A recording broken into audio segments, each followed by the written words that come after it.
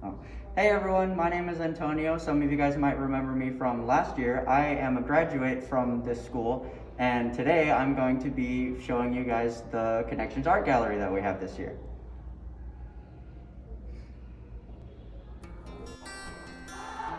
Alright guys, so up here we have an example of a project that the students are doing this year that is called Aboriginal art. Aboriginal art is a type of art form that was developed by the Aborigines people who are native to Australia, and they use this form of art to tell stories because they did not have a written language. Down here below our Aboriginal art we have masks that students made last year. That was another project that Miss Vasilia taught. Over here on this wall, we have tinfoil embossing, which was a really cool project where students used tinfoil over yarn to make the shapes of their drawing.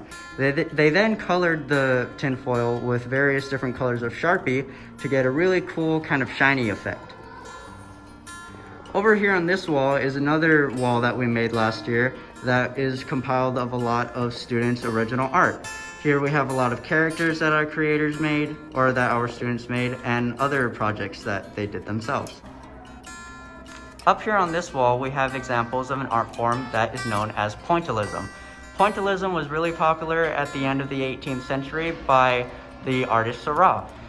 This form of art form is where you use dots to make up your picture, and from a distance, the dots blend together, making different colors.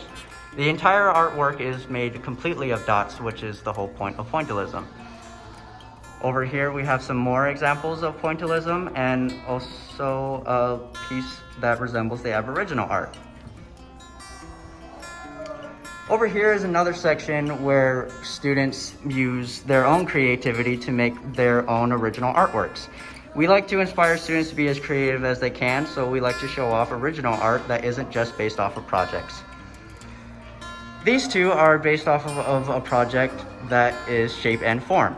In this project, students had to use more 3D objects to make an image, thus showing off the shape and the form of the artwork. Here on this pillar, we can see more examples of shape and form projects, as well as a new piece that was done to represent the style of Bob Ross. One of our students followed a Bob Ross tutorial and made this painting on a canvas. All of these projects came out very nice, very well done. Over here on this wall, we have another artist replication project. This project was made to replicate the style of Andy Warhol. Andy Warhol's style is very distinct because it would repeat the same artwork a number of times, but every time the artwork would be displayed, it would be in a different color palette. This made his art style very distinct and very recognizable.